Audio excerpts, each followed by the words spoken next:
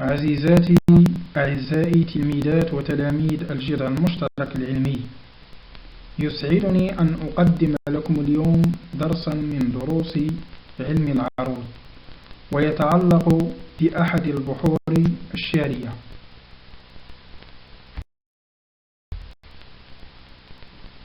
بقراءتنا لأي بيت شعري نلمس جمالية تأسر القارئ، جمالية تتفاعل في خلقها مكونات متعددة، منها المكون الإيقاعي الذي يمنح القصيدة طاقة موسيقية من تكرار تفعيلة أو اثنتين مرات متعددة، مشكلة إيقاعا شعريا يسمى البحر. سنبدأ أولا بقراءة أمثلة الانطلاق. يقول ابن المعتز: أقول وقد طال ليل الهموم وصامرت نجوى فؤاد سقيم. ويقول أبو القاسم الشابي: إذا الشعب يوما أراد الحياة فلا بد أن يستجيب القدر. وقال آخر: إلى الخلد سر في ضمان السماء فأنت حري بهذا الخلود. إذن الآن سنمر إلى كتابة البيت الأول، كتابة عروضية، بغاية رصد الأجزاء المكونة له وفق الشكل الآتي. في الشطر الأول نضيف حرفا واحدا هو الياء لإشباع حركة الميم من كلمة الهموم لأنها وردت في نهاية الشطر. الشطر الثاني نعوض التنوين في كلمة فؤاد بنون ساكنة ونشبه حركة الروي بياء، وبعد ذلك نقوم بالترميز عبر الإشارة لكل حرف متحرك بعلامة الحركة وكل حرف ساكن بسكون. بعد إنجاز الترميز سنحصل على التفاعيل الآتية: فعول فعول فعول فعول فعول فعول فعول فعول. هنا لا ننسى الإشارة إلى أن التفعيل الأخيرة من الشطر الأول تسمى عروض، والتفعيلة الأخيرة من الشطر الثاني تسمى ضربا، أما باقي التفاعيل في البيت تسمى حشوا. بتأملنا ما أنجز نسجل ملاحظات الآتية: تكرار تفعيلة فعول 4 مرات في صدر البيت و4 مرات في عجوزه. تكرار نفس التفعيلة في جميع أجزاء البيت باستثناء التفعيلة الأولى. تتكون بنية كل تفعيلة من 5 مكونات، تسمى التفعيلة التي تتكون من 5 أحرف تفعيلة خماسية.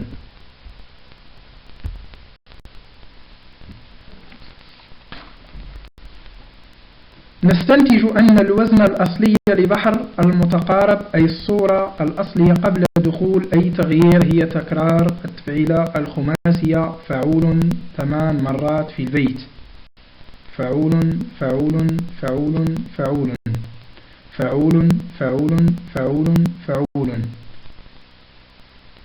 الآن أعزائي التلاميذ سنمر إلى رصد بعض الأنساق الإيقاعية لبحر المتقارب، حيث تتعدد الأنساق الإيقاعية لبحر المتقارب بفعل دخول بعض الزحافات والعلل التي تحدث تغييرا في عروض البيت أو ضربه، وبذلك نكون أمام استعمالات متعددة سنقتصر على 3 منها.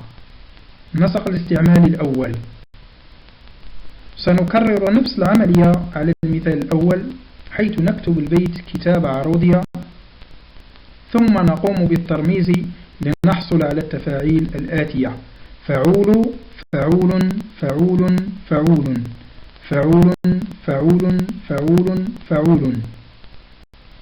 بعد تقطيع البيت وتحديد تفاعيله نلاحظ أن عروضه لم يلحقها أي تغيير، إذ وردت على الوزن الأصلي لتفعيلة بحر المتقارب، وكذلك الشأن بالنسبة لضربه الذي لم يدخله أي تغيير، وبذلك فالعروض والضرب صحيحان.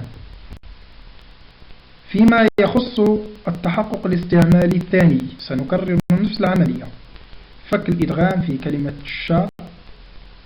أما كلمة يوما فنعوض التنوين بنون ساكنة كذلك كلمة الحياة نحذف منها الحرف الأول ونفك الإدغام في كلمة لابد ثم نقوم بالترميز لنحصل على التفاعيل الآتية: فعول فعول فعول فعول فعول فعول فعول فعول.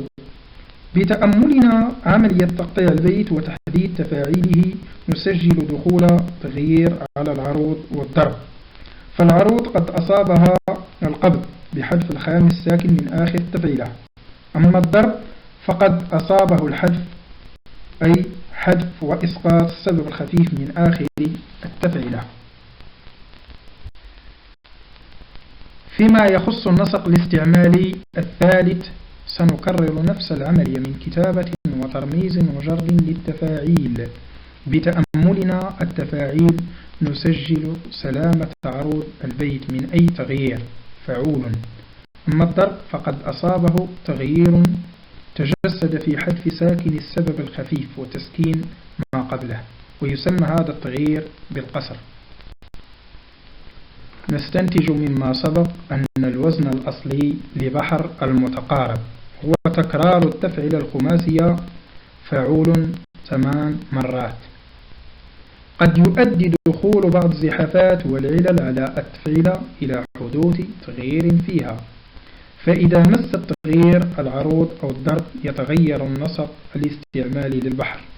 وهكذا نجد تعددا في الأنساق الإيقاعية لبحر المتقارب، إذ يمكن أن نذكر الصور الآتية: عروض صحيحة وضرب صحيح، عروض مقبوضة وضرب محذوف، عروض صحيحة وضرب مقصور. لا ننسى أن نعرف بالتغييرات التي طرأت على الأبيات: القبض حذف الخامس الساكن من التفعيلة، الحذف حذف السبب الخفيف من آخر التفعيلة، القصر هو حذف ساكن السبب الخفيف من آخر التفعيلة وتسكين ما قبله. لنتأكد من مدى استيعاب الدرس سننجز تمرينا تطبيقيا. السؤال: اكتب البيت الشعري الآتي كتابة عروضية محددا بحره والتغييرات التي لحقته. قال أبو القاسم الشابي: ولا بد للليل أن ينجلي ولا بد للقيد أن ينكسر. الجواب: سنفك الإدغام في كلمات لا بد، الليل لا بد، ثم نضع الترميز لنحصل على التفاعيل الآتية: فعول فعول فعول فعول فعول فعول فعول فعول. بتأملنا عملية تقطيع البيت وتحديد تفاعيله نسجل ورود البيت بعروض محذوفة وضرب محذوف، فتحولت فعول إلى فعول. أما الحشو فلم يدخل عليه أي تغيير. عزيزاتي التلميذات، أعزائي التلاميذ، شكرا على حسن تتبعكم وإصغائكم.